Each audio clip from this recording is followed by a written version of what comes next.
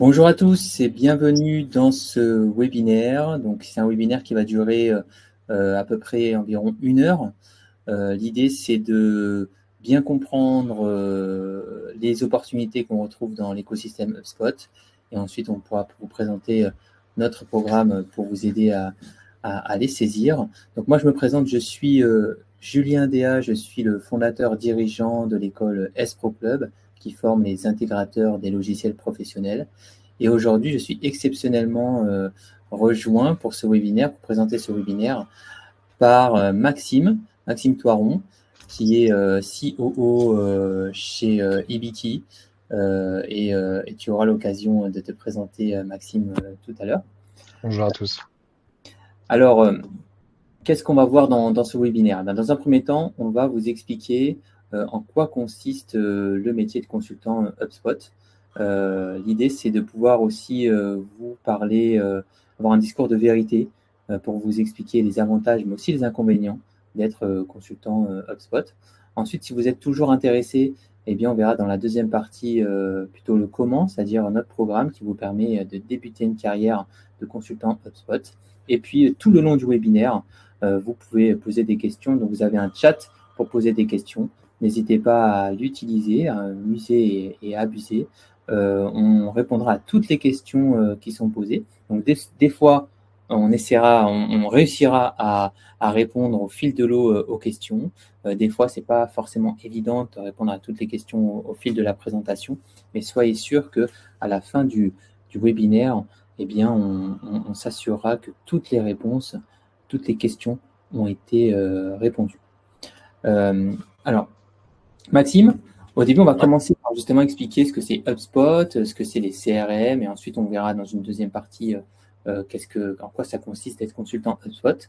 Je veux bien que tu te présentes pour le coup Bien sûr. maintenant, expliquer surtout en quoi tu es légitime pour parler de ce sujet. Merci. Merci Julien et bonjour à tous. En effet, pour ma part, ça fait maintenant un peu plus d'une dizaine d'années que je suis dans ce métier du CRM slash marketing automation. Vous verrez pourquoi je dis ça après. Euh, Plutôt côté annonceur, grand groupe dans le début de ma carrière.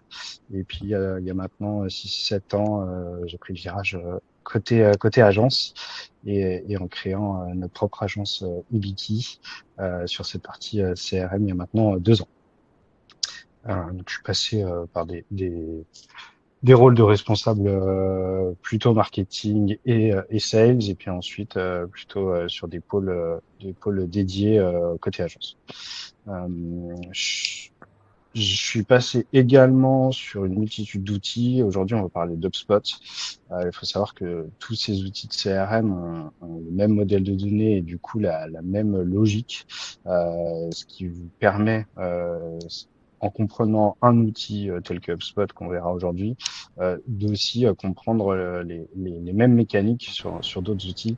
Et ça, c'est important de le savoir, puisque derrière, au-delà de la technique propre à l'outil, vous avez toute une compétence générale et générique sur les CRM, et c'est aussi l'idée de la première phase de la formation.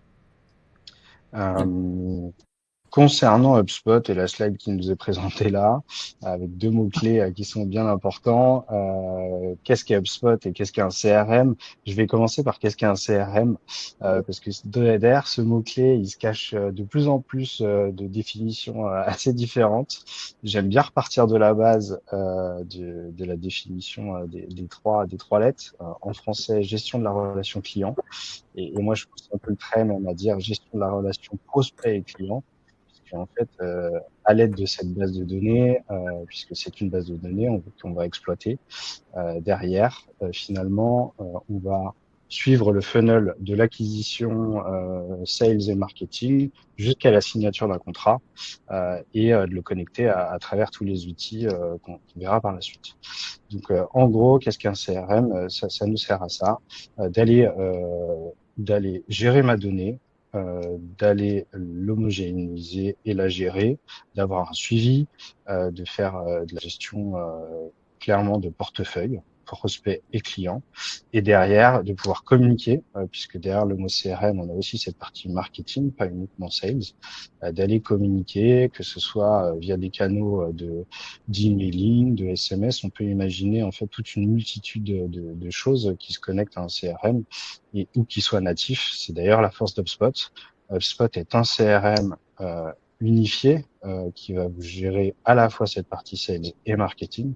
C'est la force, contrairement à d'autres éditeurs qui vont aller scinder finalement les bases. Et c'est pour ça qu'on aime bien cet outil qui est quand même assez facile à prendre en main et à comprendre. Et c'est une très bonne introduction. Ça ne veut pas dire pour autant qu'il est pas du tout légitime sur des projets plus complexes, bien au contraire. Depuis quelques années, on est clairement sur du grand compte structuré et autres. Donc, on est sur un outil, voilà, même voire complexe maintenant, mais complexe dans le bon sens du terme, c'est-à-dire que vous pouvez aller sur des projets de grande envergure. Et c'est le cas de ce qu'on fait au jour le jour chez Ibiki. Ok, trop bien. Justement, moi, c'était une question que j'avais, HubSpot, est-ce que, et peut-être c'est une question qu'ont les personnes qui visionnent cette vidéo, c'est qui sont les clients d'HubSpot en fin de compte? Est-ce que c'est réservé? Donc, tu as parlé de grands comptes. Ouais. Est-ce que quand on est une TPE, quand on a, je sais pas, une dizaine de collaborateurs, est-ce que les entreprises ont un CRM ou pas? Ouais. Oui, on le voit de plus en plus. On avait par le passé beaucoup d'entreprises qui étaient sur du fichier Excel, hein, qui marche très bien quand on est quand on est peu. En revanche, ça permet de structurer et surtout d'automatiser. À l'heure où on parle beaucoup d'IA. L'IA est intégrée d'ailleurs à HubSpot, on pourra en reparler. Mais au-delà de l'IA, ça fait plus de 10 ans qu'on parle d'automatisation. Et je suis un commercial, j'ai mon fichier Excel où je dois relancer des personnes et autres. Je peux concrètement avoir une gestion des tâches, voire même des emails automatiques, ce qui n'est pas possible avec un fichier Excel, en tout cas pas nativement. Donc c'est toute la force d'avoir ce suivi et de gagner du temps de la productivité. Et pour répondre concrètement à ta question, Julien, sur la partie client de chez HubSpot, on ne parle que d'HubSpot, il y a un historique. L'historique, c'est qu'on partait plutôt sur des petites entreprises au départ. Ok. Quand je dis petites entreprises, c'était jusqu'à PME. L'outil était très bien fait pour ce genre d'entreprise. Et le virage a été pris il y a un peu plus de 5 ans. En tout cas, c'est ce qu'on voit nous chez nos clients, où clairement l'outil répond aux besoins, que ça soit IT, sécurité, complexité et modélisation sur de la grosse PME, grand compte et enfin ETI. Donc clairement là, les clients d'HubSpot désormais, on a un peu de tout azimut pour le coup. Évidemment, on a l'historique avec beaucoup de PME, petites ETI, mais on a de plus en plus de grands comptes et bien au contraire. Et on est beaucoup plus sur une cible B2B que B2C, il faut le dire aussi. En revanche, on peut très bien gérer du B2C et du e-commerce désormais aussi avec HubSpot. Donc voilà. Encore une fois, c'est pas pour vous vendre HubSpot, c'est plus pour vous dire que HubSpot est un outil adapté pour le coup à toutes les cibles désormais, puisqu'il a été réfléchi en interne par les équipes produits. Et moi, je ne vends pas forcément HubSpot, mais en tout cas pour l'utiliser au jour du jour, j'ai plus de contraintes à le vendre sur un grand groupe ou une structure qui n'est pas celle de départ sur laquelle était pensé HubSpot. Ok, très clair. J'ai une autre question. Je me suis documenté un petit peu sur HubSpot. J'ai vu qu'aujourd'hui, HubSpot a 300 000 clients. Ouais. C'était super impressionnant pour moi, qui vient d'un autre secteur. Et qu'ils ajoutent plus de 10 000 clients là, sur les 4 derniers trimestres. Je crois qu'il y a plus de 10 000 clients par trimestre. Je trouve ça énorme. Et j'aurais aimé avoir ta lecture, toi qui es un petit peu un insider aussi des CRM. Moi, je connaissais Salesforce comme gros éditeur de logiciels sur la partie Ouais. CRM. C'est quoi disons, la dynamique entre Salesforce et HubSpot, s'il y a une différence entre les deux? Ouais, il y a aussi un historique. Je vais repartir encore une fois de là, c'est que Salesforce est le leader sur le marché depuis des années sur cette partie sales et purement sales. Mhm. Ils ont rajouté des briques marketing et services. On pourra revoir tout ça, mais on va se focaliser ici sur le marketing et le sales qui sont principaux. Mhm. Et HubSpot, historiquement, il vient plutôt du marketing. Donc, c'était plutôt là pour envoyer des emails, faire des automatisations. De fil en aiguille, les deux se sont, entre guillemets, rejoints. Comme je vous ai dit, Salesforce a rajouté des briques marketing et HubSpot, quant à lui, a rajouté des briques commerciales. Et donc, l'un et l'autre ont aussi bien pris le virage, sont devenus finalement les deux leaders du marché. C'est pour ça que ça explique aussi cette montée en puissance d'HubSpot là ces dernières années. Encore une fois, il y a 5 ans. J'aime bien ce palier-là parce qu'on a vu toute la différence. Nous, on était en tout cas chez nos clients, ce qui est pas relatif exactement au marché, mais de ce qu'on voyait, on était sur 30% de part de marché sur HubSpot dans les CRM, et maintenant on a quand même une tendance à aller vers du 60-70%. Wow. Ouais, ouais, c'est assez énorme. En tout cas, chez nos clients, encore une fois, je le précise, mais c'est quand même une tendance qu'on voit. Pourquoi? Parce que il y a eu un gros axe de travail sur la facilité, entre guillemets, d'utilisation des utilisateurs finaux. Ok. Ça veut pas forcément dire que on n'a pas besoin de consultants comme nous et vous, futurs consultants, pour installer. Ça, forcément, il y a une implémentation, un paramétrage, du cadrage, on le verra par la suite. En revanche, contrairement à Salesforce, on a un standard mis en place qui est assez facile à utiliser, à comprendre surtout. Et les utilisateurs finaux, on avait un peu marre finalement de se perdre dans la technique et d'oublier finalement leur métier de base. Et c'est un peu la valeur ajoutée, ou en tout cas ce que met en avant HubSpot versus un Salesforce avec lequel honnêtement on peut tout faire. Hein, un Salesforce, il y a pas de contraintes, mais dans lequel on va aller devoir faire des développements pour n'importe quoi. Donc, voilà. Ok, très clair. Ben, là maintenant, vraiment, on a une vision plus précise de ce qu'est un CRM, HubSpot. Merci encore pour tes insights du terrain. Maintenant, je pense qu'il y a certaines personnes qui doivent encore se poser la question, mais en fin de compte, Ouais. c'est quoi un consultant HubSpot? Alors, si je peux me permettre une définition globale, et après je te laisserai préciser, un consultant HubSpot, en fait, il intervient sur une ou plusieurs phases d'un projet HubSpot. Et donc là, vous voyez les différentes phases d'un projet HubSpot que pourra expliquer Maxime. Déjà, ce qui est particulier à ces métiers donc de consultant intégrateur de logiciels professionnels, c'est qu'on est sur des activités qui évoluent avec l'avancement d'un projet. Et c'est ça aussi un des intérêts de ce métier. Alors concrètement, qu'est-ce que fait un consultant HubSpot? Combien durent ces projets de manière générale? Je suis curieux d'en savoir plus. Ouais, c'est une très très bonne question qu'on nous pose souvent en plus. Ouais, je vais déjà répondre sur la durée. Ouais. Effectivement, c'est assez large. Comme je vous ai dit, on peut avoir la petite TPE qui vient du fichier Excel et qui a envie seulement d'avoir son CRM assez rapidement en place parce qu'il y a souvent ce besoin, et derrière pouvoir l'utiliser à bon escient. Là, on peut parler honnêtement avec un HubSpot entre 1 et 3 mois d'une implémentation voilà, cadrée pour lui, personnalisée.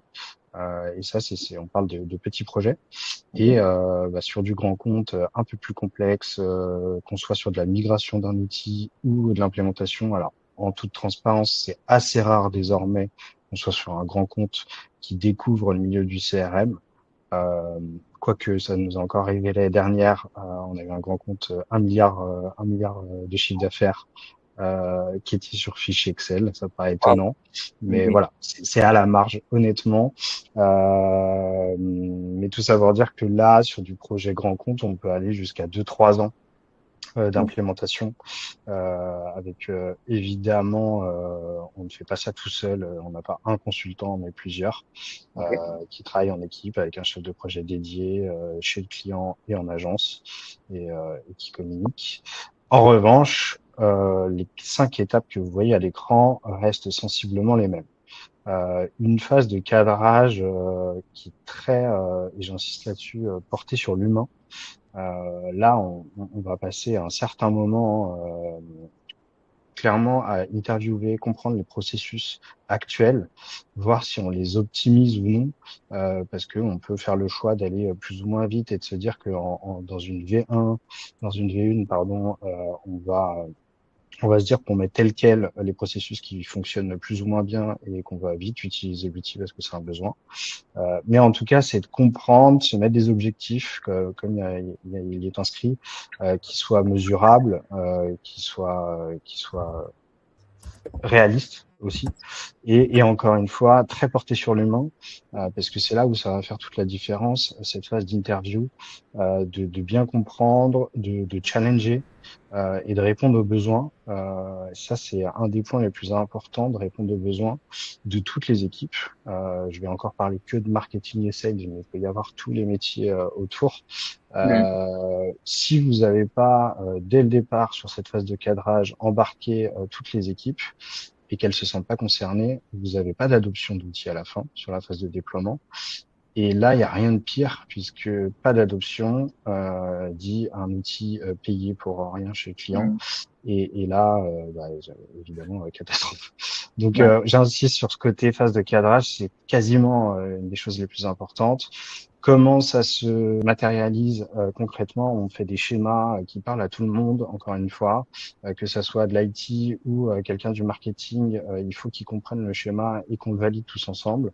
On est finalement à la fin de ce cadrage de la feuille de route et qu'on est et d'ailleurs ça va avec la phase d'audit, pardon, Mm. la phase d'audit et de modélisation. Là, je parle finalement des phases 1, 2 et 3 en même temps, Mm. mais qu'on ait tout modélisé sur une cartographie, qu'on soit tous d'accord. On aime bien parler de Bible un peu parce que ça fera aussi office de documentation par la suite une fois qu'on va implémenter. Finalement, la phase d'implémentation, bon, c'est celle qui nous fait vibrer parce qu'on va rentrer dans l'outil, mais entre guillemets, la plus importante pour moi, c'est ces phases-là de modélisation, de cadrage et d'audit de la donnée. Ok. J'ai fait un bouli-boulga des 3 étapes, mais ça ressemble un peu à ça derrière. Et effectivement, ouais, encore une fois, on parle de plus en plus aussi, c'est important sur l'étape 2, d'hygiène de la donnée, Mhm. parce que tout comme l'adoption, si vous avez une donnée qui n'est pas propre, c'est comme les sujets d'IA sur lesquels on parle beaucoup en ce moment, vous aurez beau avoir la meilleure IA du monde, si finalement derrière la donnée n'est pas bonne, l'IA fera pas de la magie. Et d'ailleurs, la dette technique sera d'autant plus importante parce que l'IA et le CRM, c'est la même chose, vont se conforter dans des outils qui ne sont des données qui ne sont pas bonnes. Et je vois une question de Kevin. Est-ce qu'on traite les questions à la fin Ouais. ou... Ah, je te laisse finir et après, en effet, on répondra à cette question qui est très intéressante. Ouais. Ok. Et ouais, je finis. Après, bon, c'est assez simple et logique, mais je préfère le dire. Une fois qu'on a tout modélisé, cartographié, validé, on implémente. Il y a cette phase on rentre dans l'outil. On aime bien dire qu'on ouvre le capot. Encore une fois, si on est sur une mission de 1 à 3 mois, c'est quelque chose qui va durer de l'ordre de 1 mois. Si on est sur une mission de 3 ans, ça peut durer une année. Mm. Voilà, pour vous donner un ordre d'idée. Mais il y a le grand écart entre une TPE et un grand compte, c'est normal.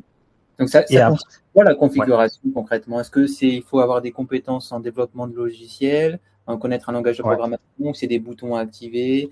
Euh, ouais, tu fais bien d'en parler effectivement parce que ça peut faire peur quand on parle d'implémentation, le gros mot, mm. voire d'intégration.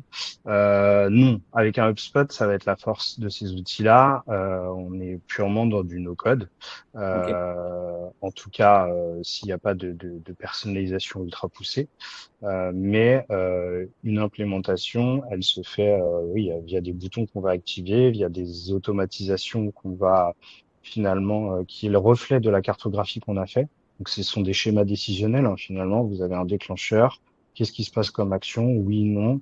Comme on l'a tous plus ou moins fait dans notre vie, avec des schémas. Et Mm. derrière, ça va se répliquer assez naturellement dans l'outil. C'est comme ça que ça se passe, de la même manière. Et finalement, la configuration, voilà, là, je vous ai donné un exemple, mais voilà, on n'est que sur du no-code, sur des choses assez simples à comprendre en tout cas. Ça ne veut pas dire qu'il n'y a pas une complexité par rapport à ce qu'on a fait dans la phase de modélisation et de cadrage, mais en revanche, voilà, c'est un outil quand même assez facile à prendre en main derrière.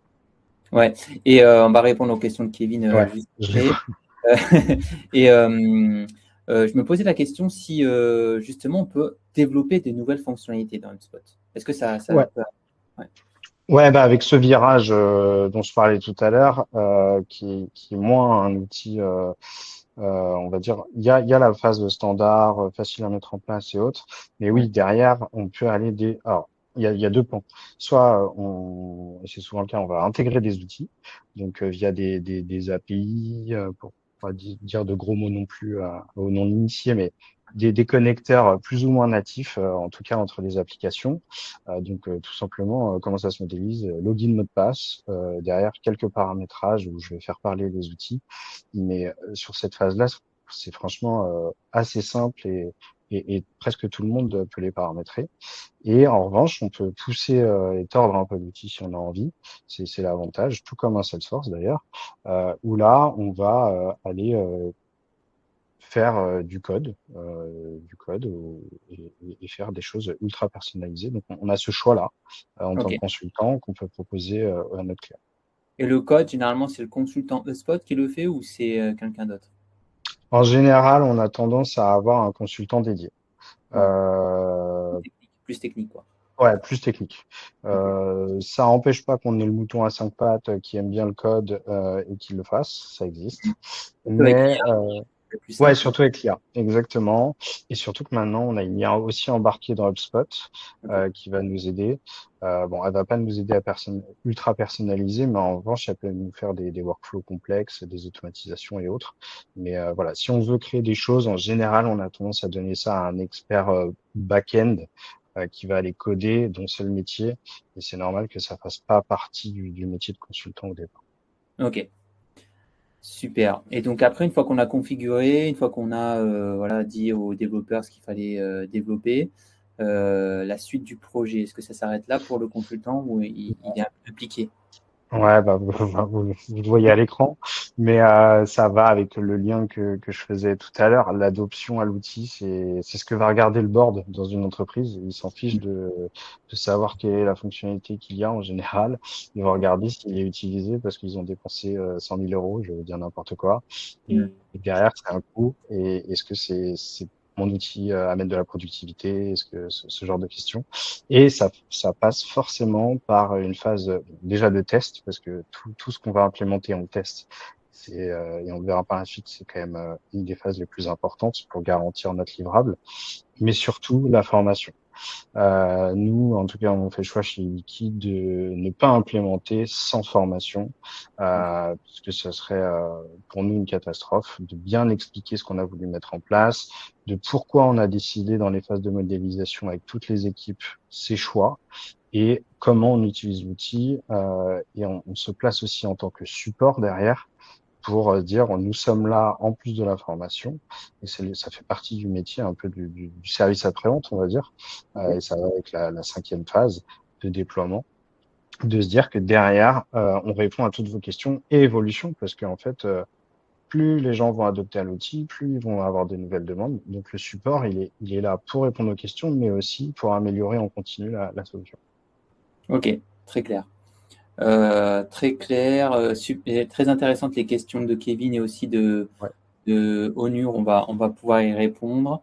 Donc moi, ce que je retiens, c'est qu'en fin de compte, une fois qu'on a implémenté le logiciel, il y a toujours un besoin de consultant spot pour du support, pour l'amélioration continue. Et ça, c'est important justement quand on se projette dans cette carrière. Euh, Ouais, je me permets juste de rebondir une seconde ouais. là-dessus. C'est vrai que vous entendrez, en tout cas aux yeux d'HubSpot, que l'outil est facile à prendre en main et c'est une réalité pour les utilisateurs finaux, comme je vous le disais, surtout par Mm. rapport à d'autres éditeurs. En revanche, tout ce qui est évolution et autres, et c'est pour ça que je rebondis sur ce que tu dis, il y a forcément besoin d'un consultant. Déjà parce que les personnes n'ont pas de bande passante. De deux, parce que ça les intéresse pas forcément d'entrer dans la technique. Et de trois, parce que oui, il y a des évolutions qui restent complexes. Et là, c'est un vrai métier de consultant d'aller les mettre en place. Ouais, bah, tu as totalement répondu. Et c'est vrai que c'est bien de le rappeler parce qu'il y a tout un discours marketing sur le fait que les outils sont de plus en plus à la portée de n'importe qui et il n'y a plus besoin de compétences techniques pour implémenter des outils. Donc HubSpot, mais aussi toute une vague d'outils no-code, hein. Et ce qu'on observe dans la réalité, c'est que pour être bien implémentés, ben, ces outils sont implémentés par des professionnels qui connaissent bien l'outil, mais aussi toutes ces phases d'un projet, toute une méthodologie de projet et tout ce que tu as pu citer. Donc Ouais, merci, Maxime. Mm. et il y a toute la conduite du changement qui va derrière en plus. On me permet de rajouter parce que autant sur un TPE, bon, même quand on passe d'un fichier Excel à un outil de CRM, c'est déjà du changement. Mais quand vous avez 700, je vais dire un chiffre bidon, mais 700 commerciaux qui ont des habitudes et qui doivent en changer, ne serait-ce que par une fonctionnalité, bah il y a toute cette phase de formation, mais plus largement de conduite du changement derrière. Mm. Écoute, trop bien, merci, c'est très clair. Donc, juste avant de répondre aux questions, je vais peut-être préciser que dans le cadre du programme, on s'est limité à quelques briques du logiciel HubSpot qui sont marketing et sales, hein. Donc, comme disait Maxime, c'est les plus, c'est le cœur, on va dire, du logiciel, même si aujourd'hui HubSpot fait d'autres choses. Euh, D'ailleurs, Maxime, on est d'accord que lorsqu'une entreprise implémente HubSpot, il y a toujours la brique marketing et sales. Ou c'est Il y a toujours la partie sales, OK, puisque l'outil est même gratuit sur son premier pan, sur la OK, partie sales. La partie marketing, elle est payante pour l'utilisateur. Alors, il y a un petit outil gratuit, mais en général, moi, j'ai tendance à dire qu'on peut pas faire grand-chose avec. Mais en revanche, elle commence à partir d'une vingtaine d'euros par utilisateur. Donc, elle est facilement accessible même pour une petite entreprise. Donc ouais, c'est étonnant, malgré l'historique que j'évoquais tout à l'heure, que la partie marketing soit pas dedans initialement. Mais non, ça arrive qu'on ait des clients qui fassent que la partie sales avec HubSpot, OK. par Euh, exemple. Bah écoute, oui, merci pour la précision. Ensuite, dans le périmètre fonctionnel qui va être présent dans le programme, il y a toute une partie no-code avec les UI extensions et les custom cards, et aussi toute une partie IA, parce qu'en effet, il y a de l'IA, comme l'a cité Maxime, dans HubSpot. Juste avant de répondre aux questions, ce sera la dernière slide avant de répondre aux questions sur le métier de consultant. C'est important d'avoir un discours de vérité aussi avec vous, parce que si vous êtes là, c'est que vous êtes intéressé, voilà, ou curieux, mais beaucoup d'intéressés par ce métier, parce que vous avez vu beaucoup d'avantages, et on va les lister. Il y a aussi des inconvénients et des contraintes à bien avoir en tête. Nous, c'est un petit peu notre devoir aussi de conseil qu'on a, devoir de vérité. On accompagne aujourd'hui plus de 200 professionnels à débuter leur carrière en tant que consultant intégrateur de logiciels professionnels. Et on a pu voir aussi que dans la réussite de ces projets de spécialisation et de reconversion, c'était important aussi que vous ayez une compréhension aussi de là où vous mettez les pieds. Donc, je vais commencer par les citer, et puis après, Maxime, j'aimerais bien que tu me partages aussi tes feedbacks là-dessus. Donc, dans les avantages, ce qui est les premiers avantages de ces métiers, que ce soit sur HubSpot ou d'autres, hein, c'est qu'on est dans les compétences parmi les plus recherchées sur le marché de l'emploi. Aujourd'hui, ça va faire 2 ans bientôt qu'on est en récession, voilà, où l'économie stagne et maintenant en récession. Et c'est vrai que les métiers du numérique, mais plus spécifiquement tout ce qui est intégration de logiciels professionnels, pour le coup, il y a un ralentissement, mais ça ne connaît pas la crise. Il y a on recherche beaucoup plus de personnes compétentes qu'il y a de place. Enfin, on recherche beaucoup plus de personnes. En fait, on a du mal à trouver des personnes pour répondre aux besoins de recrutement. C'est ça que je voulais dire. Et ça, on ne le retrouve pas dans tous les métiers. Donc ça, c'est quelque chose qui est un des avantages notoires. Ensuite, dans ce type de métier, c'est vraiment un accélérateur de carrière. Euh, on apprend beaucoup parce que toujours avec un fil rouge qui va être par exemple le marketing ou le commercial ici, eh bien on va pouvoir rencontrer différents contextes au fur et à mesure des projets sur lesquels on va être positionné et participer. Et ça va nous permettre eh bien, d'apprendre beaucoup sur le logiciel en question, mais aussi sur les bonnes pratiques de la fonction marketing, de la fonction commerciale. Et ça permet de rapidement devenir un expert. Donc, c'est ce qu'on dit dans le point 5. Moi, ce que j'ai noté également dans ce métier, parce que pour la petite histoire, je suis également un consultant, donc pas HubSpot, mais sur un autre éditeur. Et donc, moi, ce que j'ai pu retrouver dans ce métier-là, c'est un petit peu ce que je retrouvais dans les sports collectifs. Parce qu'on fait partie d'un projet. Le projet, comme l'a expliqué Maxime, ça dure des fois des années. On a tous en horizon une échéance qu'on ne peut pas repousser, hein, donc, qui est vraiment une échéance fixe. Et on doit être prêt à cette date-là pour donner accès aux utilisateurs. Et en fin de compte, on est plusieurs personnes qui interviennent sur ce projet, chacun avec ses compétences, ses qualités. On est tous ensemble sur le même bateau pour atteindre l'objectif qu'on s'est donné ensemble. Et donc c'est une émulation. Voilà, c'est faire partie d'un projet avec des autres personnes qu'on ne retrouve pas également dans tous les métiers. Et enfin, ce qui est intéressant également, c'est qu'on participe à la transformation digitale d'organisation, des TPE qui ont beaucoup de sens parce que, ou des PME parce qu'on est en contact direct avec ce qu'on est en train de faire. Des fois, des organisations beaucoup plus grandes, donc des grands comptes. Et c'est aussi très challengeant de pouvoir transformer digitalement une entreprise qui a un historique important et de pouvoir y participer. Et donc ça fait partie des avantages. À côté de ça, il y a des inconvénients. C'est important de les noter. C'est un métier qui n'est pas fait pour tout le monde. Le premier inconvénient, des personnes ne l'ont pas anticipé lorsqu'ils ont choisi ce métier, c'est qu'on est sur un métier où on a une gestion du temps imposée. Donc on intervient sur des projets, le temps estimé pour réaliser les différentes tâches du projet, les temps des différentes tâches du projet a déjà été estimé en amont. Donc il faut non seulement bien faire son travail, mais aussi le faire dans le temps imparti. Donc ça met une pression au quotidien. D'ailleurs, toutes les semaines, on va vous demander de justifier votre temps, c'est-à-dire sur quelle tâche vous avez passé du temps, et on va le comparer au temps qui était estimé avant. Donc ça met une pression et il y a plusieurs personnes qui ont été surpris de ça. Donc ça, il faut bien l'avoir en tête. Ensuite, c'est un métier qui nécessite d'être mobile. Donc des fois, on va vous permettre de faire ce métier à distance, mais pour être le plus efficace, rien ne remplace quand même l'interaction en présentiel, surtout dans des phases clés du projet. Donc des fois, les projets vont être proches de chez vous. Des fois, ça va vous demander plus de déplacements. Donc ça dépend des employeurs, mais il faut le prévoir également. Le troisième point, j'ai dit manger, on a écrit manger son pain noir. Donc je vais expliquer un petit peu ce qui se cache derrière ça. Il ne faut pas croire qu'après une formation, même la nôtre, vous allez tout maîtriser du logiciel et que vous allez être un as qu'on attend, que tout le monde attend pour faire ses projets de potes. C'est pas du tout le cas. Il y a toujours une phase à la fin du programme où vous allez devoir continuer votre courbe d'apprentissage lors de votre première expérience professionnelle. Et c'est une période qui est très difficile parce que vous avez peu de compétences à cette étape-là, peu de connaissances aussi contextuelles du projet sur lequel vous allez intervenir. Tout sera nouveau pour vous. Vous allez mettre beaucoup plus de temps pour faire les choses que vous allez faire dans le futur. Des fois, vous n'aurez pas l'opportunité d'être proche de personnes plus expertes que vous pour vous aider.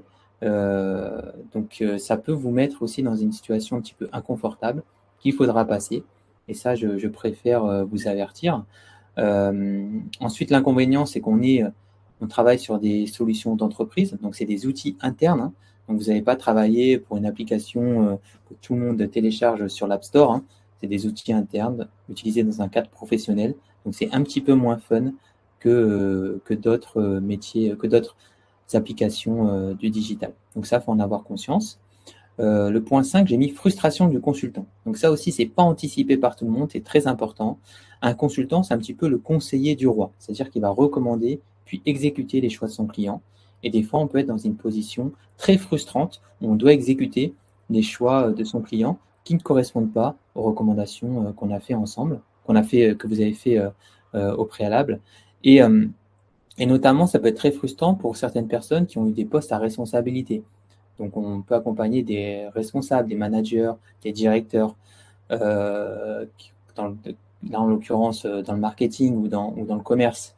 qui vont vouloir se réorienter dans ces métiers de consultant intégrateur de logiciels, par exemple sur HubSpot. Toute leur carrière, ils ont eu, une partie de leur carrière, ils ont eu la liberté de prendre des décisions et d'en assumer les conséquences. Quand on est consultant, on perd en fait ça. C'est vraiment quelque chose qu'on perd et on est un conseiller.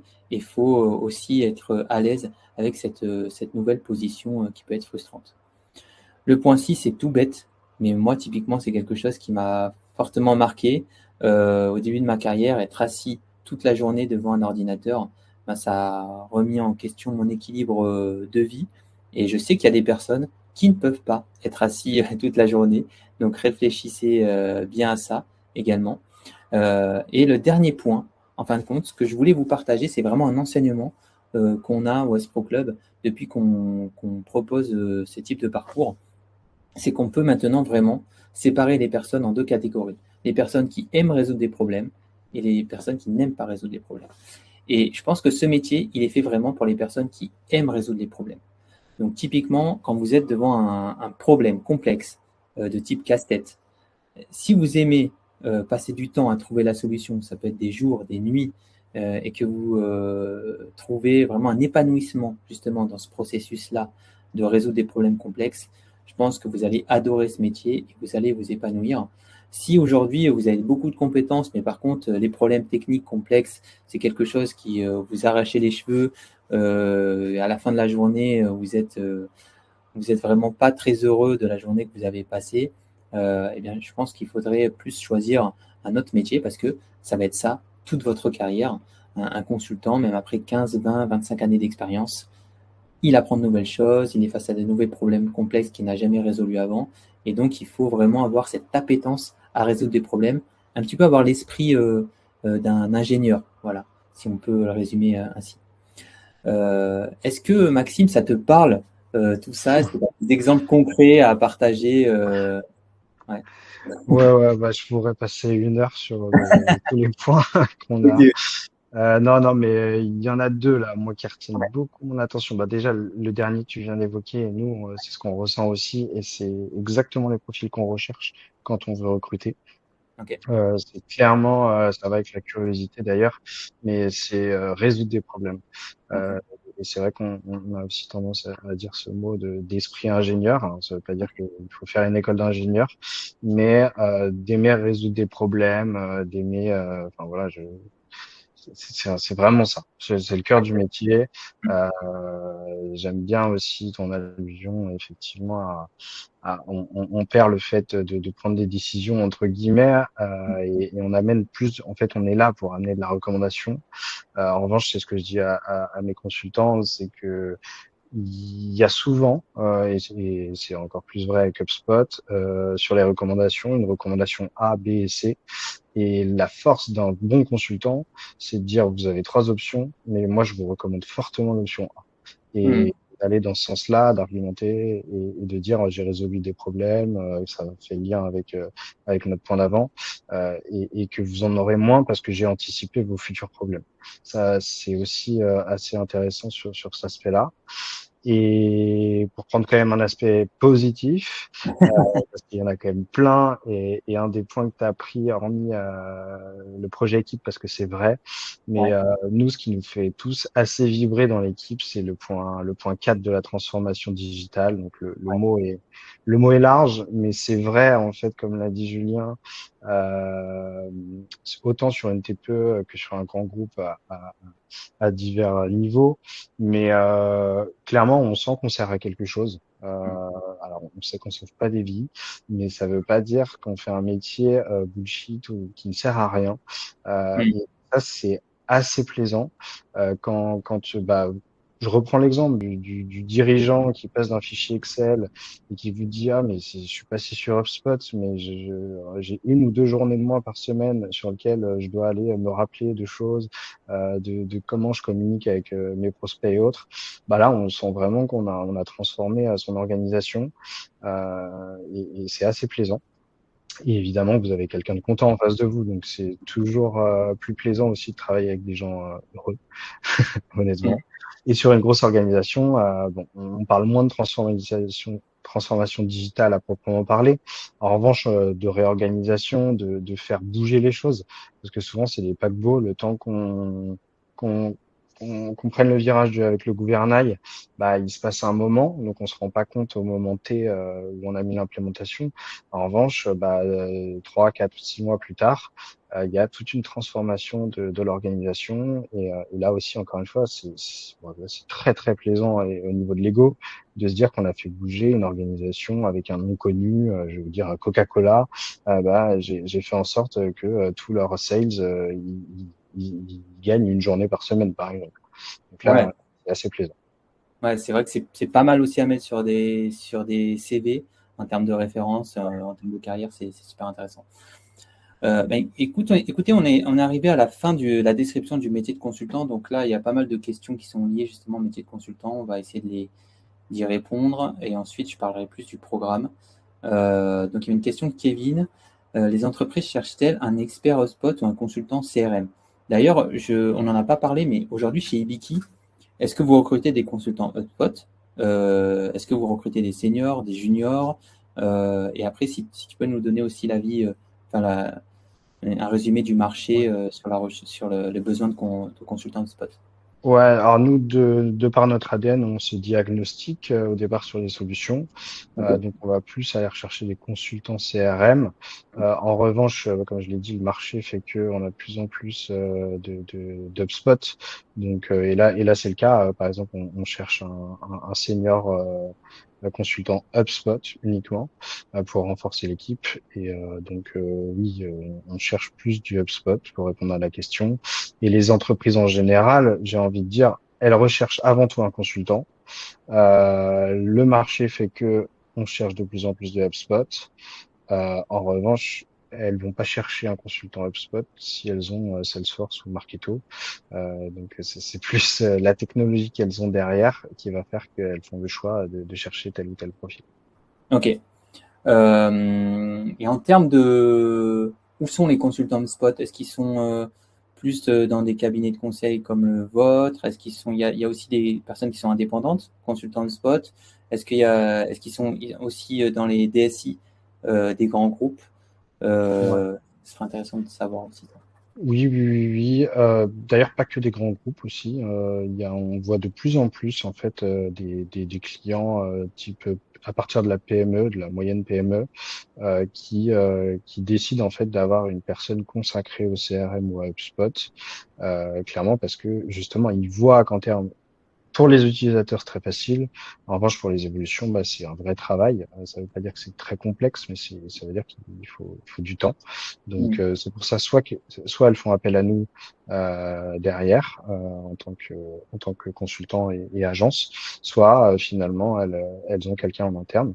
Donc, et pour la répartition, j'aurais pas de chiffres, mais c'est assez équitable en fait de savoir où se trouvent les consultants, je dirais.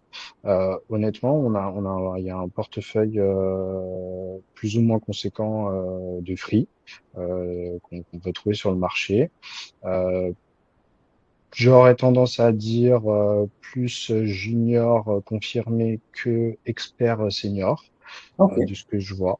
Mm. C'est rare que les seniors, en tout cas, moi je les connais, donc je me dis qu'il y en a pas tant que ça, Ouais. et je les imagine. Mais ouais, ouais, en général, j'aurais tendance à dire que au niveau des free, c'est plus ces profils-là. Euh, dans les Ok. entreprises, on a plutôt des personnes, ouais, ouais, de la même manière, on en a de tout azimut. Et en revanche, côté agence, là, on a plus du senior en général. Ok. Nous, on démarre avec du junior, pour répondre d'ailleurs avec une des questions. On démarre évidemment avec des juniors. On aime former à notre patte aussi ces profils derrière. En termes de rémunération, il y avait une question également sur la rémunération. Donc, sans donner des grilles chez Ibiki, plutôt voilà, des grosses fourchettes du marché, on gagne combien en termes de rémunération quand on commence en tant que consultant de spot? Ouais, quand on commence, on est autour de 40K, 45, voire.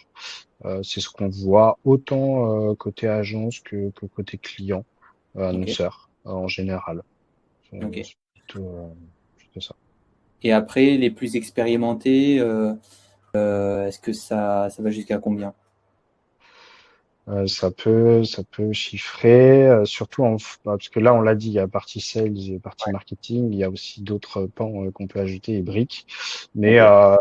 donc voilà, en étant réaliste entre il y a, senior, un 70 voire 90 Ok. sur le profil. Ouais. Ouais. Ce qu'on peut. Ouais, sachant que c'est des grosses fourchettes, peut-être qu'il y en a qui seront un peu moins, d'autres un peu Ouais, plus. c'est ça. C'est Ouais, ça. ouais. Exactement. Très bien. Très clair. Donc, si je remonte les questions, donc il y avait Kevin qui avait dit quel est le logiciel no-code utilisé. En l'occurrence, c'est HubSpot Ouais, qui... c'est une bonne question. Ouais. C'est vrai que parce que en fait c'est pas à proprement parler un logiciel no-code. Je l'ai traduit comme ça pour bien l'expliquer. Mm. En fait, c'est plus pour dire que HubSpot permet d'être paramétré sans faire du code. C'était un peu la question de Julien d'ailleurs. Euh, Mm. et en revanche, ça nous arrive aussi d'utiliser des outils no-code connectés, des vrais Ok. outils dits no-code, Make, Zapier, N8N pour ne citer que. Mais clairement, oui, oui, c'est plus ça le propos de tout à l'heure. Ok. Il y a une question de Kevin qui est intéressante. C'est, vous parlez beaucoup de simplicité. Si je suis un profil déjà utilisateur du logiciel ou avec des connaissances no-code, est-ce que je peux me former moi-même? Sous-entendu, quelle est l'importance d'une formation? Ouais, bah non, mais très bonne question et c'est pour ça qu'on a insisté avec Julien sur le fait que il y a ce métier de consultant quand même qui ne s'apprend pas partout. Mm. C'est pas tant l'outil parce que bon, l'outil encore une fois il est facile. Comme l'a dit Julien, en fait, vous sortez pas non plus de la formation en vous disant je suis l'expert senior, ça serait vous mentir. Et parce qu'en fait, il faut de l'utilisation entre 3 et 5 ans, honnêtement, pour voir un peu tout sur l'outil. Donc non, en fait, l'apprendre soi-même, j'ai envie de dire que c'est difficilement possible parce que à minimum, il faudrait avoir des clients et pour avoir des clients, il faudrait avoir déjà un standard de base formé. Donc si on boucle un peu toute la boucle, la réponse c'est plutôt non. En plus du fait qu'il faut cette formation socle consultant qui pour moi est essentielle parce que c'est une certaine prestance, posture pardon, et un certain, ouais, une certaine manière d'amener les choses comme on l'a dit un peu tout au long du webinaire. Ok, trop bien. Il y avait une question d'Onur. Est-ce qu'il faut également une expertise métier avant de devenir consultant HubSpot? Ça, c'est aussi une bonne question. Euh, En tout cas, alors j'aurais tendance à dire non. Métier, après, c'est large. En fait, ce qu'on voit souvent, c'est que c'est des gens soit qui viennent du marketing, soit du sales, donc qui est un peu finalement connu des process. Ok. Mais je dis non. Pourquoi? Parce que ça nous est très bien arrivé de se dire qu'on a des personnes qui n'ont jamais fait ce métier-là. Il y a aussi des gens qui viennent de la data, il y a des gens qui étaient ingénieurs et qui s'en sortent très très bien. En revanche, on part quand même avec un avantage en connaissant le métier, surtout en mode consultant, parce qu'on a un peu plus d'empathie et on comprend ce que vivent les gens en face de nous dans les phases de cadrage, interview, modélisation. Mais ça n'empêche pas du tout. Ok. Très clair. Il y avait Onur aussi qui a posé une question sur la direction prise par HubSpot. Qu'est-ce qu'on peut espérer à court, moyen et long terme pour ce CRM? Déjà, j'ai vu que Ouais. Google voulait les racheter. Donc, je ne sais pas si Google va réussir à les racheter un jour. Ouais, ça fait plusieurs fois qu'on entend ouais, ce positionnement. Bon, en tout cas, ce qu'il faut encore avoir dans l'historique d'un HubSpot, contrairement à d'autres éditeurs, c'est qu'il y a une grosse force sur le produit qui est mis en place de recherche et développement. Donc, c'est plutôt les équipes en interne qui vont aller développer les nouvelles fonctionnalités. Et moi, je trouve que c'est plutôt une force alors Ouais. que d'autres éditeurs vont rajouter des briques, mais plutôt en achetant d'autres entreprises. Ça n'empêche pas qu'HubSpot rachète des entreprises, hein, mais en tout cas, c'est plus leur cœur. Et du coup, pour aller dans le sens de la question de Onur, effectivement, c'est ça qu'on attend d'un HubSpot, d'être fort sur toutes les briques et réfléchi, parce on a beaucoup d'éditeurs qui vont lancer des briques sans qu'elles soient testées en bêta et qui sont à moitié utilisables. Moi, ce que je vois chez HubSpot depuis une dizaine d'années, c'est que c'est pas du tout le cas. Et quand on sort des fonctionnalités, ça va dans le bon sens. Et après, il y a clairement un gros virage IA. Ok. Il y a clairement un gros virage IA, mais ça, c'est tous les éditeurs, c'est pas que HubSpot, et qui va nous aider à paramétrer et gagner du temps. Mais je pense que ça, c'est valable pour pas mal de métiers dans le monde. Donc, j'enfonce une porte ouverte, mais clairement, il y a un virage IA. Il y a un virage IA et il y a aussi très important de se brancher de plus en plus facilement à des écosystèmes métiers de facturation, de marketing, quel qu'il soit. Là, on fait un webinar aujourd'hui, de se brancher facilement à un outil de webinar. Bref, de se dire, et ça, c'est le virage d'HubSpot depuis un certain moment, qui est une marketplace facile à utiliser, comme si j'étais sur mon téléphone, entre guillemets, et que j'installe une nouvelle application facile à prendre en main pour l'utilisateur final. Ok, très clair. Très clair, sachant qu'on n'a pas de boule de cristal, hein, mais je pense que c'est des enseignements, enfin des pistes qui sont intéressantes de la part de Maxime. Que vois-je dans les commentaires? Il y a une question d'Onur. Donc, si je comprends bien, une entreprise va plutôt rechercher un consultant déjà spécialisé sur une plateforme et non des consultants CRM. Donc, si tu veux juste préciser ça, parce que tout à l'heure tu l'as expliqué, mais peut-être que c'était pas assez clair pour Onur. Pardon, plutôt Ouais. rechercher un consultant déjà spécial. Oui, bah oui, parce que comme je le disais tout à l'heure, les entreprises ont souvent déjà leur solution. Euh, En général, elles font quand même plus appel à une agence quand elles n'ont pas de solution pour faire le choix d'un outil. Donc c'est pour ça que j'aurais tendance à dire oui. Et après, c'est à moitié vrai parce que dans un grand groupe, ce qu'on voit, c'est qu'il n'y a pas que un CRM très souvent, en tout cas pas une seule technologie. Et on voit très souvent aussi de se dire, bah j'ai Salesforce, j'ai HubSpot, pour ne citer que eux, et je voudrais un consultant qui soit capable de comprendre les deux et gérer les deux. Mm. Voilà, c'est la petite exception qui confirme la règle. Ok, très clair. Bon, il y a eu pas mal de questions, donc du coup, on a vraiment dérivé en termes de timing. Je pense ça va durer un petit peu plus d'une heure. Est-ce que tu as un hard stop, Maxime? Non, non, je peux m'adapter. Ok, J'avais prévu au cas où. allez, trop bien. Écoutez, continuez à poser vos questions, hein. Si j'en ai oublié, n'hésitez pas à les remettre dans le fil. On pourra y répondre à la fin. Là, je vais plus vous présenter maintenant le programme qui vous permet justement de partir de votre position actuelle jusqu'à cette première opportunité de consultant HubSpot. Donc là, vous voyez ce programme qui dure 450 heures. Donc si vous êtes à temps complet sur la formation, soit 35 heures par semaine, vous allez pouvoir la terminer en 3 mois. Ensuite, c'est une formation que vous pouvez faire aussi le soir et les week-ends, en fait en parallèle d'une autre activité. Donc par exemple en 6 mois, avec un rythme de 15 heures par semaine. Et donc c'est totalement possible. Ça, c'est lié à notre pédagogie qui est très particulier. On a deux parties pris qui sont très importants. La première, c'est qu'on est une école en ligne et que toutes nos formations, en tout cas la quasi-totalité de nos formations, sont réalisées à distance. Le deuxième parti pris, c'est qu'on utilise une pédagogie particulière. Donc, on n'est pas sur une pédagogie particulière avec un prof qui fait cours à un groupe d'étudiants. On est sur l'enseignement inversé, une pédagogie par projet. Donc, qu'est-ce que ça veut dire? Ça veut dire que toute la formation est décomposée en mise en situation. C'est ce que vous voyez à l'écran, hein, c'est des projets de mise en situation qui reconstituent un petit peu des tâches ou des missions que doit faire le consultant HubSpot dans la réalité chez ses clients. Euh, donc pour réaliser ces projets, vous n'êtes pas tout seul, hein, on n'est pas sadique à ce point au Aspo Club.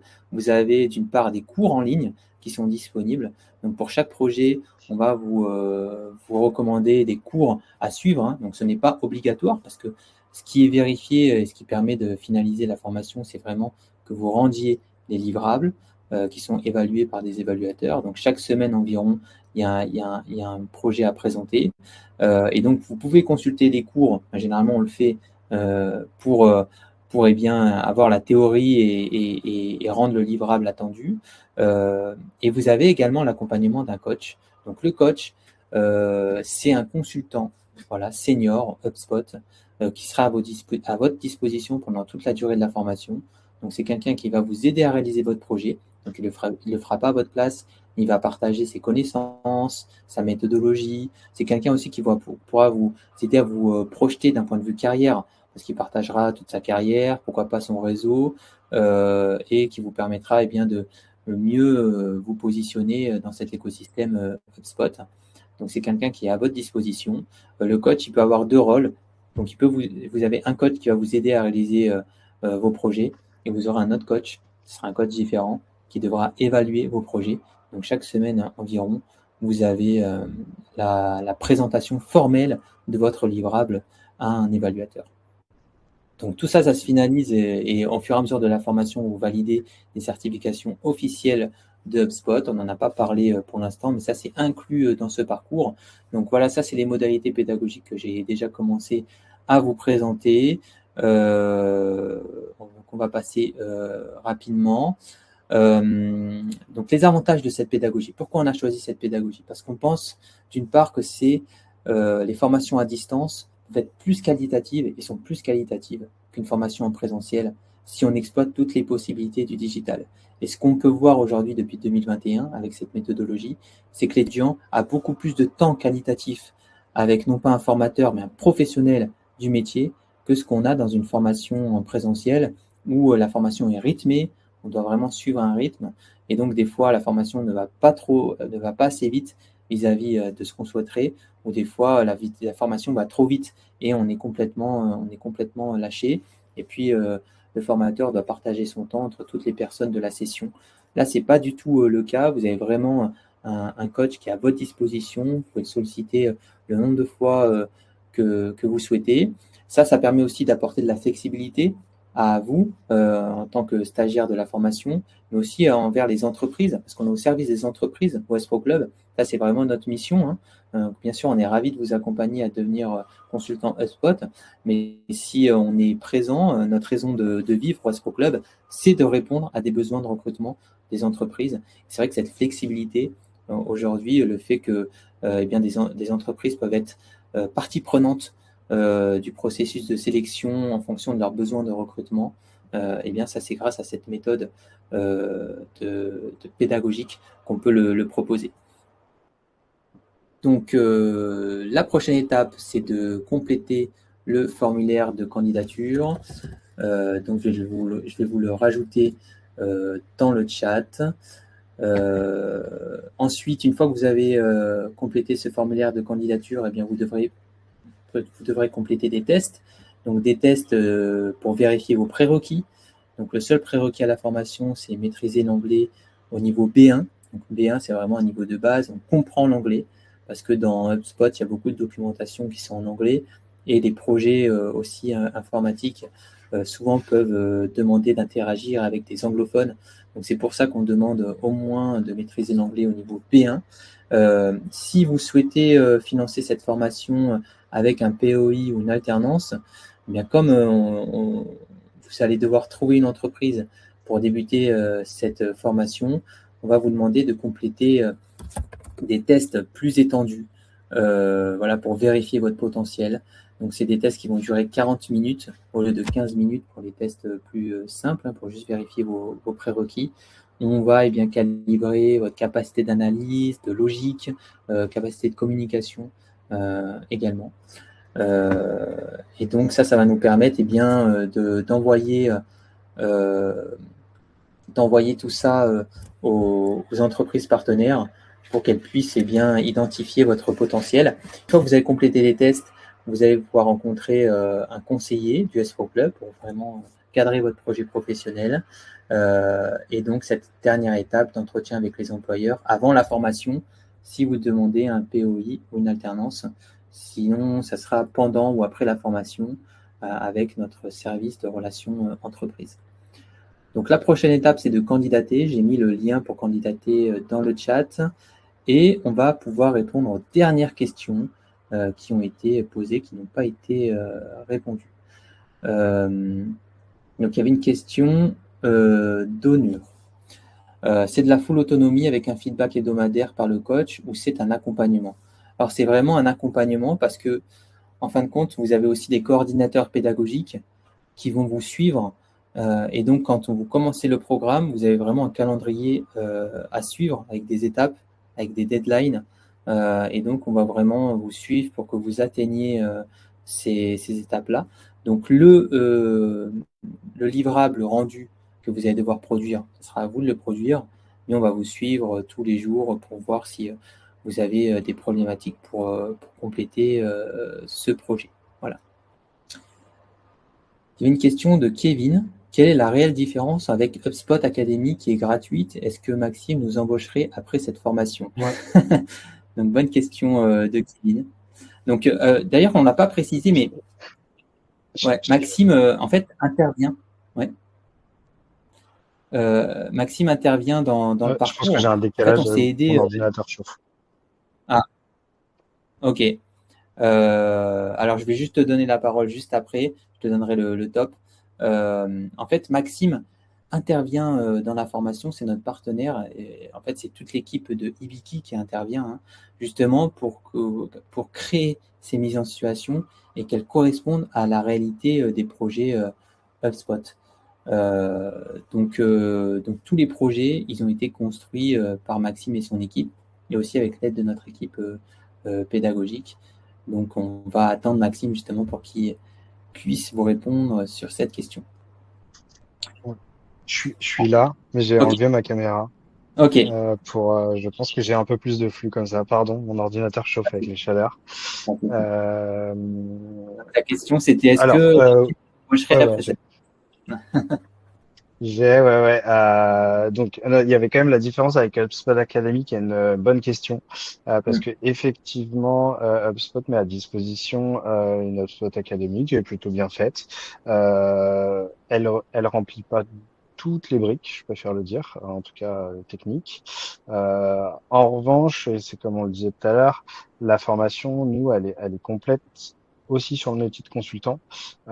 C'est aussi là que ça va faire la différence et elle vous amène, est-ce que vous amènera pas à l'académie à vous faire voir les problématiques que vous pouvez rencontrer parce que en gros on est sur de la théorie avec l'académie d'HubSpot, contrairement à ce qu'on va vous montrer avec des exemples concrets voilà, encore une fois, je parlais d'anticipation métier et autres tout à l'heure. C'est ce qui est attendu par nos clients. Et finalement, pour voir ça, il faut avoir un peu de vécu, ce qui ne sera pas dans une formation de la HubSpot Academy. Et concrètement, est-ce qu'on vous embauchera? Clairement, c'est comme ça qu'on a réfléchi le partenariat, évidemment, avec Julien. Et pourquoi on a monté cette formation? Nous, on a évidemment tout intérêt à trouver des consultants qu'on a formés par nous-mêmes avec nos méthodologies. Alors, je dis pas que c'est forcément le cas, mais en tout cas, c'est l'objectif de former des personnes avec qui on a envie de travailler derrière parce qu'ils ont été formés à la méthode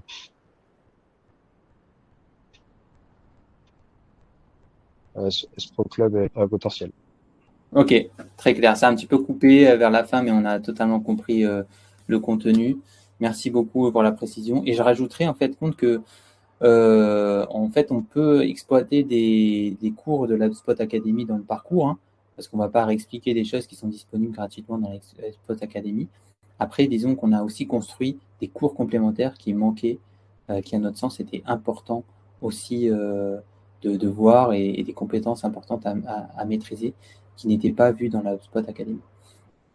Donc, c'est notamment toute cette dimension autour du consultant. Il y a aussi, je pense, des choses qui ne sont pas disponibles dans la HubSpot Academy et que Maxime et son équipe ont dû expliquer. Il y avait une question d'Onur. Est-il possible de signer cette formation et commencer la formation en décalé pour potentiellement trouver un POEI ou un financement par un des organismes? Alors oui, c'est possible. On a des personnes qui vont signer la convention et ensuite commencer peut-être un petit peu plus tard pour réserver leur place. Et ça, je vous recommande de le faire. Donc, c'est totalement possible. Onur, la prochaine étape pour vous, si vous souhaitez le faire, c'est de candidater et ensuite de compléter les tests. Et vous allez être mis en relation avec un conseiller. Je vérifie si on a répondu à toutes les questions. Il y avait une question de Honour, la présence d'HubSpot est plutôt nationale, européenne, mondiale. Oui, parce qu'on n'a pas parlé d'opportunités à l'international. Est-ce que c'est le cas dans ce métier? Oui, on est clairement sur un outil mondial, international, pour répondre à la question, même coté en bourse, donc évidemment derrière avec du gros volume, tu l'as dit tout à l'heure, un fort volume de clients, 10 000 clients par mois, c'est assez énorme.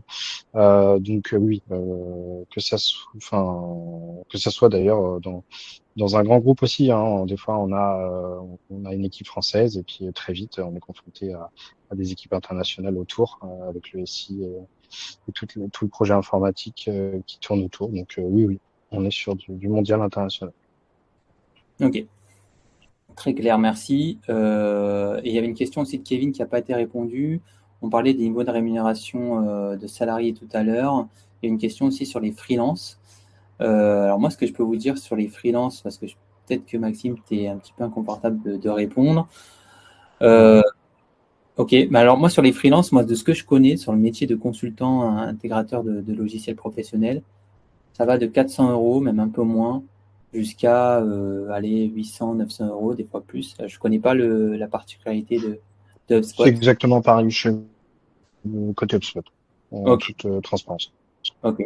Donc on est sur ces niveaux-là et en fin de compte, ça sera au niveau de votre seniorité, aussi de la compétence. Est-ce qu'elle est très recherchée ou pas? La rareté de votre compétence en fin de compte, de vos compétences.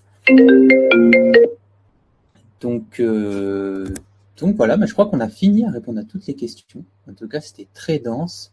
Merci Kevin, merci Onur pour toutes ces questions. Je vous souhaite à tous, merci Maxime hein, pour ta présence et tes éclairages qui étaient très très intéressants. J'espère que ça aura servi du coup aux personnes pour vraiment apprécier mieux cet écosystème HubSpot et ses opportunités de devenir consultant HubSpot. Merci Maxime. Et Merci. est-ce que tu vas rajouter quelque chose pour finir? Alors, vu que je suis saccadé, peut-être pas, mais en tout cas, c'était un plaisir. Ok, mais en tout cas, ouais, déjà, Merci beaucoup. tu as partagé beaucoup de choses et ça sera suffisant, je pense, pour tout le monde. Merci à tout le monde. Je vous souhaite à tous une bonne fin de journée et à très bientôt. Merci. Au revoir. Au revoir.